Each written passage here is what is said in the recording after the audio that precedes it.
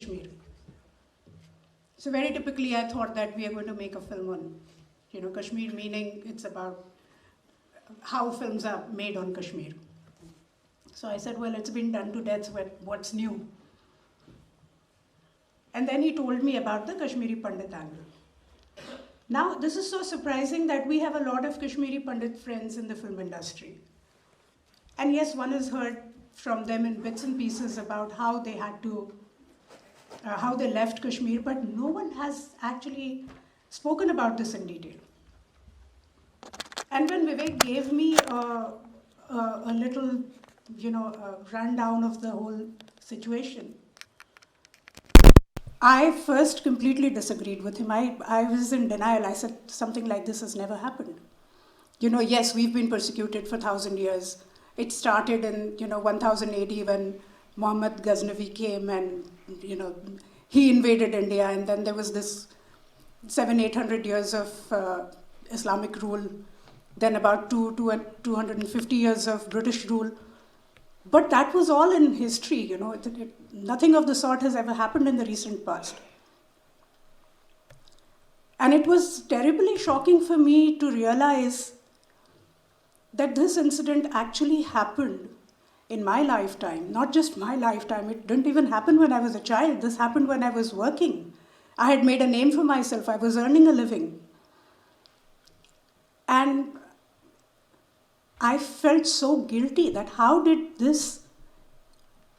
I not hear about this? How do I not know about this? And then we started with the research. We went through a lot of books. We went through government records. And then we decided to actually speak to all the victims or their families and get the real stories from them. So thanks to Dr. Kaul, we managed a tour in USA where there's a huge Kashmiri Pandit community. We went to different cities, we interviewed them, we went to their homes. And I can't even begin to tell you how terrible it was. The Kashmiri Pandit community is known for its hospitality. So every house we went to, every home we went to, we were welcomed with open arms. We were given the best of Kashmiri food. In fact, all the Kashmiri women, they have this rule that they have to be 7 colors on the table. I don't even make 7 dishes, when I have guests over.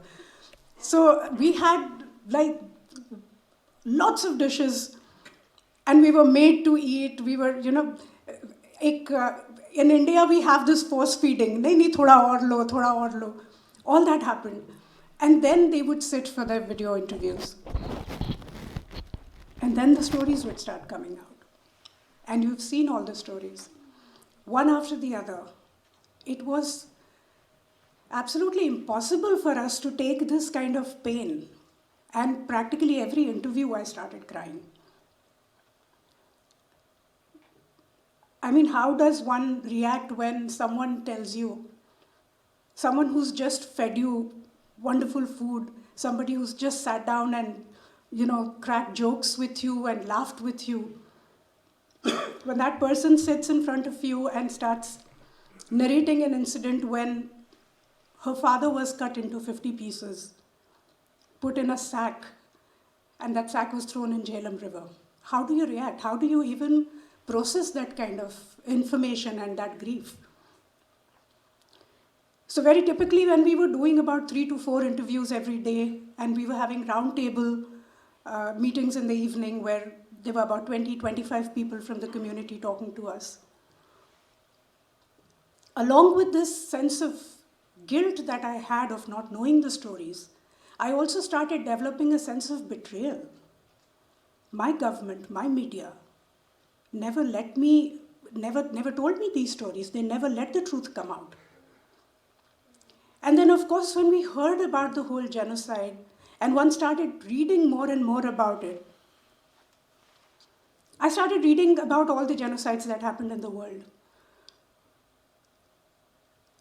And it came to a point where I realized that, as human beings, we are supposed to be the most intelligent race. We think. We've conquered the world. We've conquered the animal kingdom. But in the process, we've become animals ourselves. We keep pets at home. We love our dogs and cats. We let them, sit in our laps. We love them so much. We call them our own children. And what do we do to our fellow human beings? And all in the name of color, religion, caste. I think as human beings, we really need, there's a lot we can learn. I don't really think we are an evolved race. I think we are still, animals can do better than us, really. Because they at least have this sense of, camaraderie when it comes to their packs at least. And that's when we decided to do this film, we had over 700 testimonials. Now, how do we put 700 stories in one screenplay? 700 incidents. So we decided to, start little brainstorming. Vivek was having a hard time. So finally he said, I'm just going to take off. He loves the mountains, so he decided to go to the Himalayas and do some thinking. For about 4 or 5 days, I kept calling him. Nothing is happening. And after 4th day, he stopped taking my calls. And after about 3 days, I was getting really frantic. I said, why aren't you taking my calls? So after 3 days, he told me, I have a script and I'm coming back in a day or two. I just want to relax and I'll come back in a day. He came back and we all sat down for the script reading. And the first draft was, I can't even begin to tell you what it did to us. The entire office was there. We all sat down and we all read together. And everybody had tears in their eyes at the end of it. Of course, what you are going to see on the 30th here in Houston is not that first draft. It's probably, I think, the 19th or the 20th draft of the script. Because, of course, there is always room to improve. But this has been a big challenge for us. A, because the story is not known to the world. B, because there are a lot of people who will stand up and say that what you're showing is not true. This is not what happened. Simply because there are no government records to prove it. And 3, mostly because, again, we are talking about a set of brainwashed people who decided to completely wipe off a community of Hindus. And this is again religion-based, people will make this out to be a religion-based film. So we were in a little bit of a dilemma, but I think on the 30th, when you see the film, you'll realize what we have tried to do. But before I end this, I must say a big, big thank you to Dr. Surinder Kaul for making us aware of this subject so that we could make a film on this.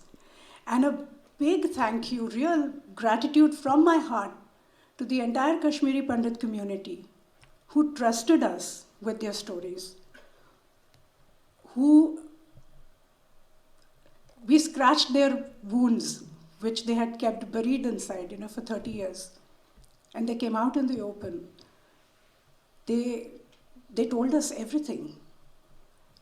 And yes, while it was very difficult for us to listen to it, I can't even begin to imagine how difficult it must have been for them to relive the whole thing and narrate the story to us, especially when they haven't got any justice. There have been over 1,500 killings. Not a single person has been tried. Not a single person has, there's not a single FIR. Even people like, Justice Ganju and Tikalal Taplu, who were killed out in the open, people saw the killing, and still there are no police records. I think this is a great travesty of justice, and I hope that world takes cognizance of this And we all as human beings, once again, try to be civil to each other. Try to be nice to each other. It doesn't, a lot of people ask me, oh, you made a film called The Kashmir Files. What is your connection with Kashmir? Is there any Kashmiri in your family? Why do I need any connection with Kashmir? My connection with Kashmir is that Kashmir is a part of my country. Kashmiris are Indians. God forbid, but if this were to happen in some other part of the country, in which we unfortunately are seeing signs of already, in a couple of other states, are we going to again stay quiet and let it happen? Thankfully, because of social media, the news is coming out now. It was very easy for them to cover up the whole thing 30 years ago, but it cannot be done anymore. And now is the time for all of us to stand united as Indians, and not as Maharashtrians, as Gujaratis, as Biharis, as Rajasthanis, but together as Indians, and fight terrorism as one. It's only when we come together as Indians first that we'll come together as human beings very soon. But I think we should put India before anything else. We should put the country and the countrymen and women before anything else, and always have this, keep this feeling of solidarity for each other. I have loved visiting the homes of Kashmiri Pandits, not because they are Kashmiri Pandits, but because they are Indians. And I'm going to stop calling them Kashmiri Pandits, because I don't call myself a Maharashtrian, I'm just an Indian.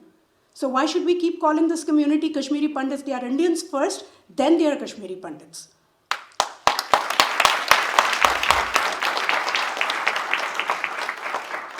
And hopefully we shall soon reach a level where we don't even call ourselves Indians, but we call each other human beings first.